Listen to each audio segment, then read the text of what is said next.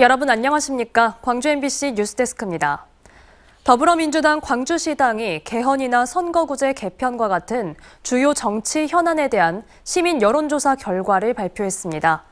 그런데 정작 시민들이 궁금해하는 현안은 여론조사에서 빠졌다는 평가인데요. 자세한 내용 송정근 기자가 정리해드립니다. 더불어민주당 광주시당이 최근 18세 이상 광주시민 1000명을 대상으로 주요 정치 현안에 대해 물었습니다. 크게 개헌과 선거제도에 관한 조사입니다. 개헌의 경우 찬성 의견이 79.1%로 압도적으로 높았고 현행 5년 단임제인 대통령제의 4년 중임제 개편은 57.1%가 찬성했습니다.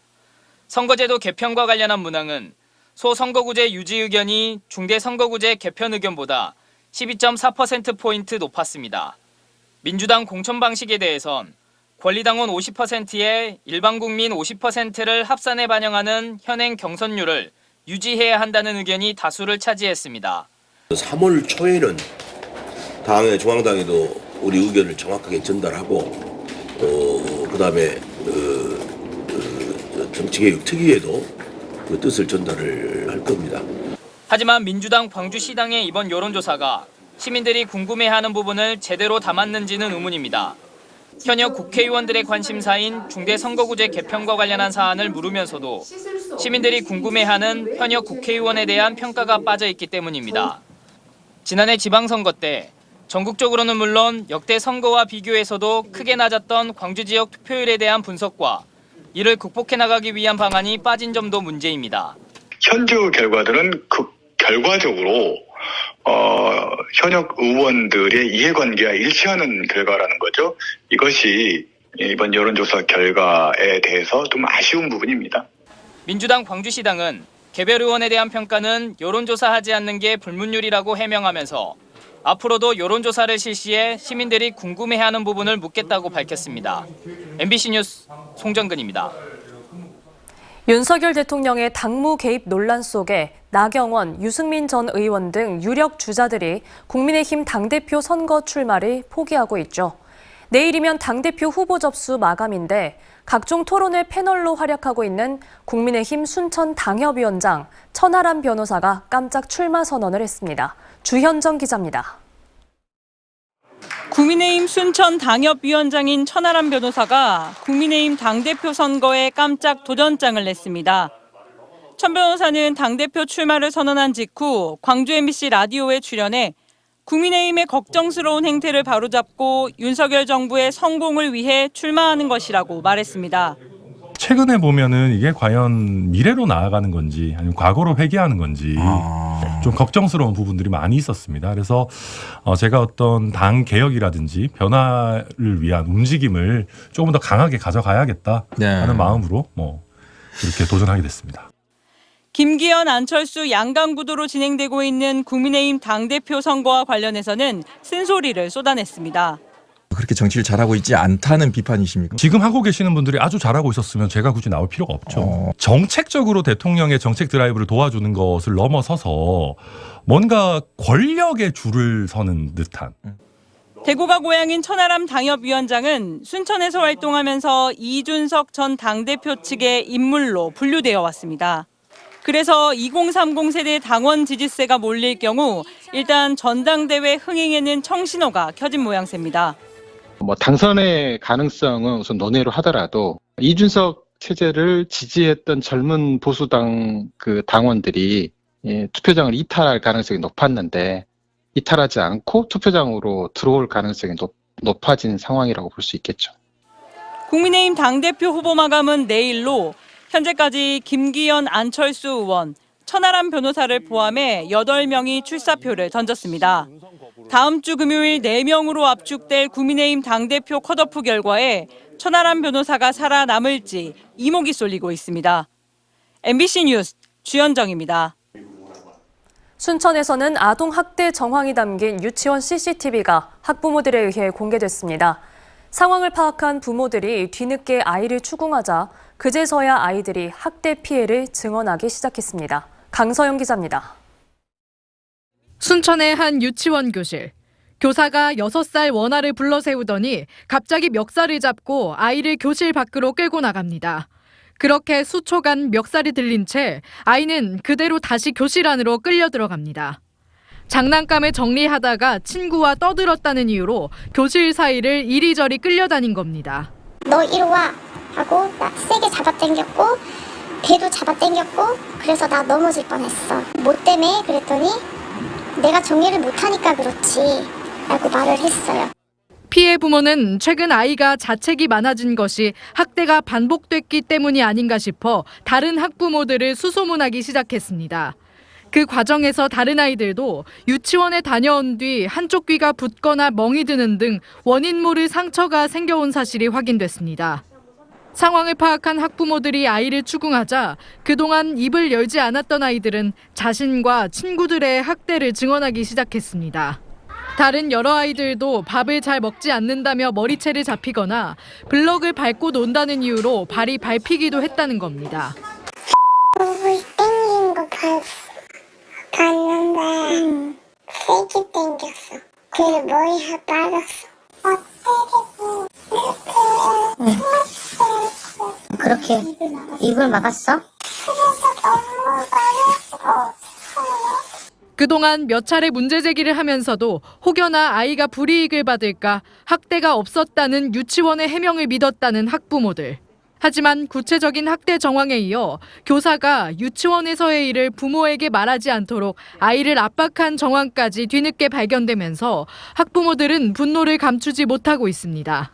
내가 너를 통해서 속상한 일을 나의 엄마한테 얘기하면 우리 엄마가 너에 대해서 어떻게 생각하겠냐. 가스라이팅 아니냐고 이러거든요. 근데 그 사건 이후로는 조금 아이가 자기와 관련된 거 혼난 게 없다고 해요. 이에 대해 학대 정황을 몰랐다는 입장입니다. 또 가해 교사는 아이의 옷깃을 잡아 끈 건 사실이지만 머리채를 잡거나 발을 밟은 적은 없다며 추가 학대 의혹을 부인하고 있습니다.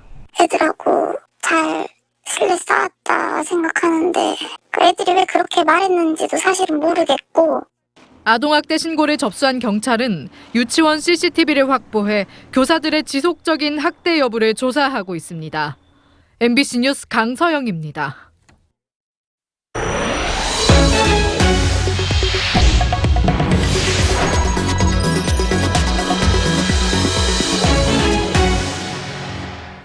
일부 사립유치원 원장들이 1,000만 원대의 월급을 받고 있다는 사실이 얼마 전 알려졌습니다. 아무리 사립유치원이라지만 너무 과한 것 아니냐는 지적이 제기된 건데요. 또 다른 문제는 사립유치원에서 교사들은 기본급에 못 미치는 월급을 받는 경우가 허다하다는 겁니다. 이다현 기자가 취재했습니다.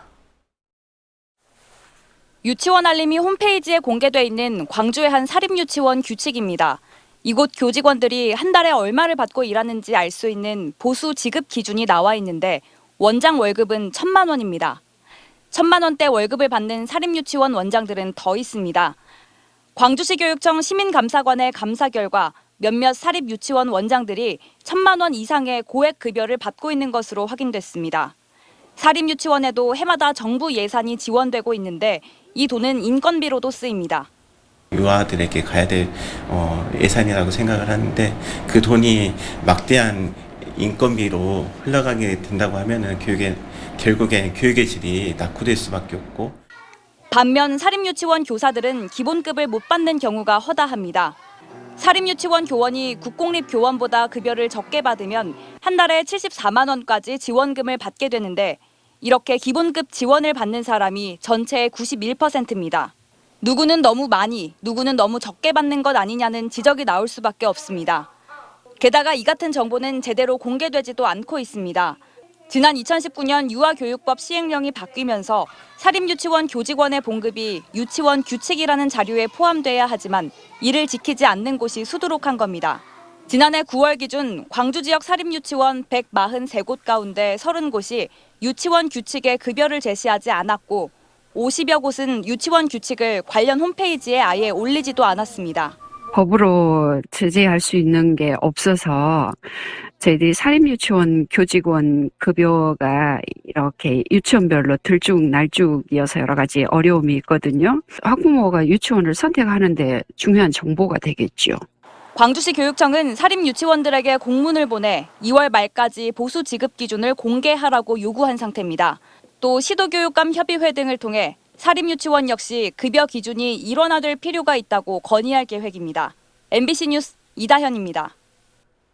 한편 이 일부 사립유치원 원장들이 1,000만 원대 월급을 받고 있다는 내용을 공개한 시민단체에게 광주시 교육청이 자료를 얻은 경위를 설명하는 소명서를 내라고 해 논란이 일고 있습니다.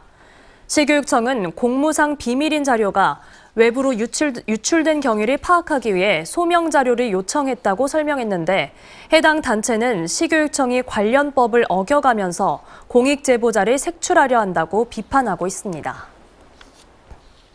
이혼을 통보한 아내를 잔혹하게 살해한 남편이 항소심에서도 징역 35년을 선고받았습니다. 광주고등법원 이승철 판사는 살인 등 혐의로 기소된 42살 남성에 대한 항소심에서 1심과 같은 징역 35년을 선고했습니다. 이 남성은 지난해 5월 7일 새벽 5시쯤 여수시 한 아파트 단지 주차장에서 미리 준비한 흉기로 부인을 수차례 찔러 숨지게 한 혐의로 기소됐습니다.